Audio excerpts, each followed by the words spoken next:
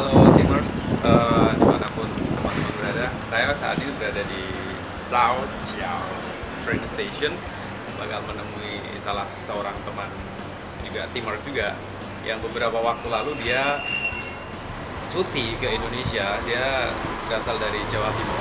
Hari ini saya akan berbincang-bincang dengan teman kita. Nanti kita juga bakal kenalan dengan teman tersebut tentang seputar bagaimana dia bisa masuk ke Taiwan tanpa KTKLN. Kita ikuti dulu ya, nanti kita akan lebih bincang lebih dalam lagi. Ini saya ketemu nih yang tadi saya udah omongin. Namanya kenalan dulu. Mbak, siapa Mbak? Pinek. Awalnya yang kuyuk kami Nanti kita bincang-bincang di agak lebih rindang ya, soalnya di sini betapa panasnya hari ini. Terus jalan sana sini.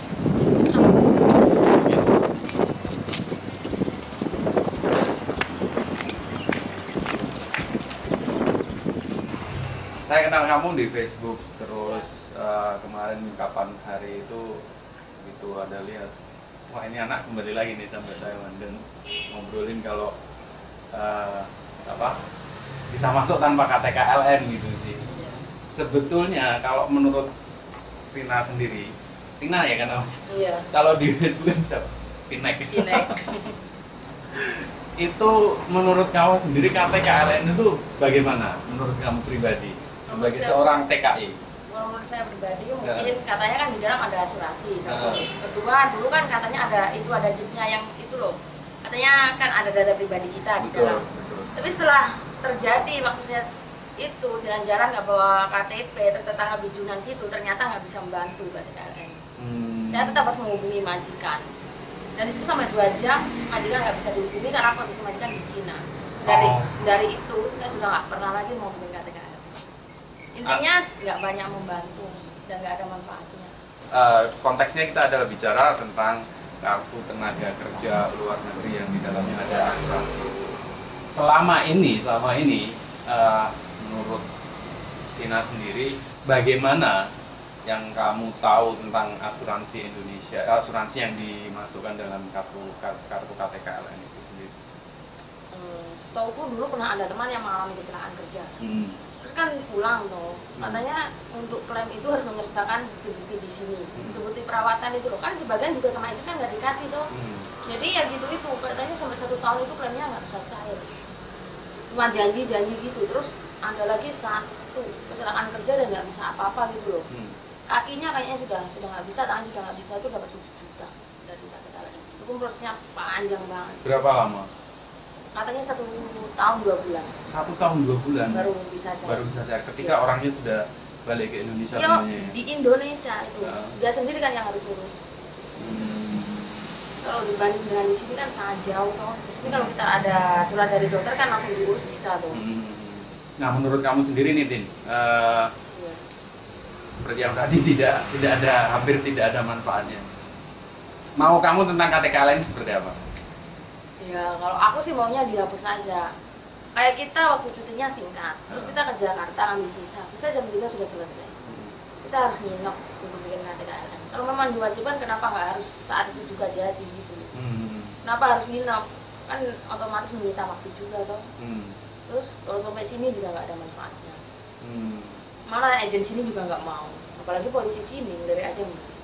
Ceritain gimana sih Tina di bandara itu bisa lolos, padahal kan selama ini juga teman-teman begitu mau pulang rasanya udah scare, udah takut duluan. Iya kan? Iya. Ini perasaan kamu sama nggak dengan teman-teman yang mengalami hal seperti ini?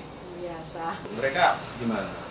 Ya mungkin mereka kan bisa ngomong tapi nggak berani mencoba. Dan saya kan kemarin ada baranganku, ayo kita nggak coba KTKLN, tapi dia takut nanti kita gini.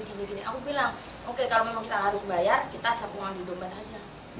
Kalau memang harus bayar, kita bayar, karena mungkin asuransinya kita harus tetap bayar, aku bilang gitu. Dan mereka takut, mereka tetap ngeyel bikin. Akhirnya ya satu penerbangan dengan aku itu berapa ratus orang, dia bilang percuma bikin, ya ditanyain. Mereka rata-rata bikin KTKLN secara prosedural itu berapa ya? Katanya kan ada asuransi. Kan asuransinya itu. Iya, asuransinya katanya 200 berapa? 200 berapa gitu. Terus kan dari apa tempat ambil visa ke KTKLN itu kan bayar driver 70.000 sama nginep gitu katanya. Entah kita bawa 4-5 orang nggak masalah. Satu orang 70.000. Seandainya kamu terus begitu nyampe di bandara, mau di mana tuh imigrasi stamp paspor itu benernya diminta KTKLN ditunjukin gitu. Benernya dia tanya gini, kamu punya KTKLN nggak? Enggak. Kamu ke Taiwan ngapain? Tak jawab kerja.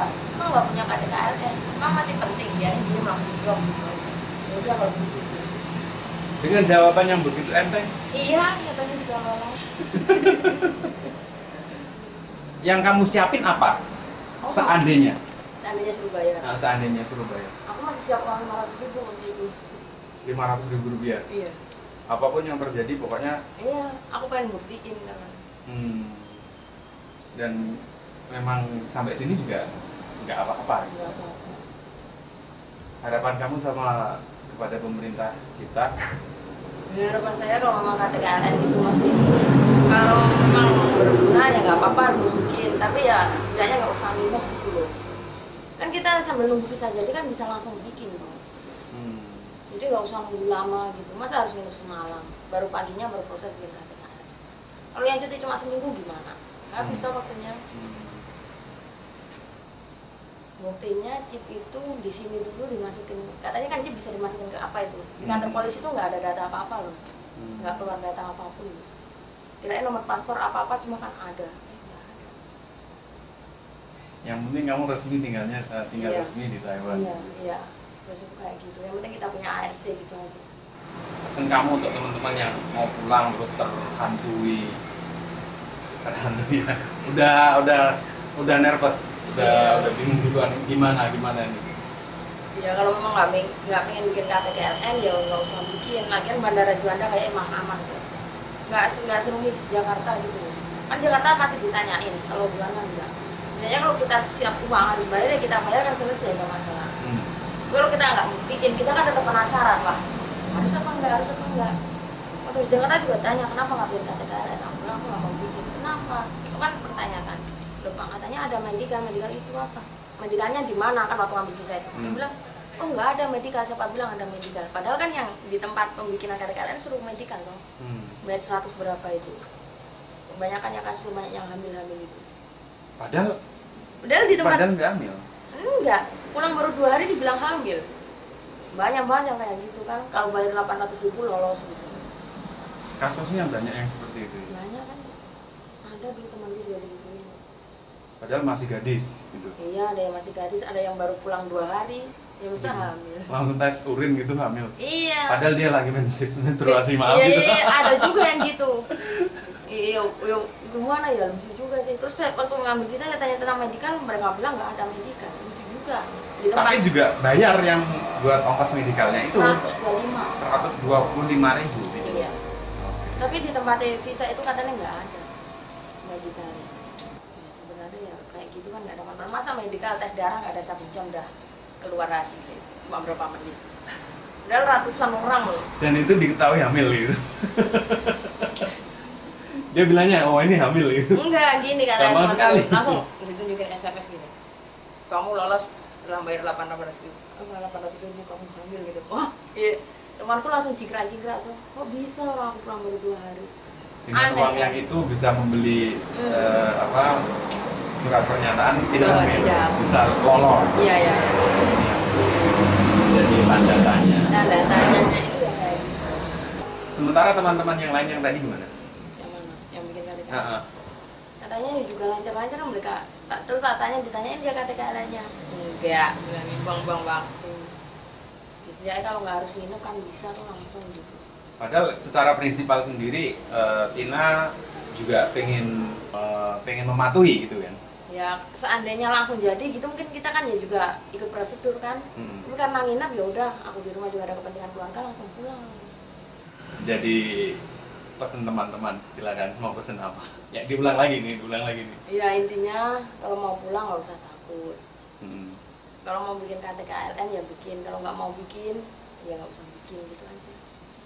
Dengan segala konsekuensi dan resiko yang ditanggung. Harus siap dengan segala konsekuensi dan resikonya.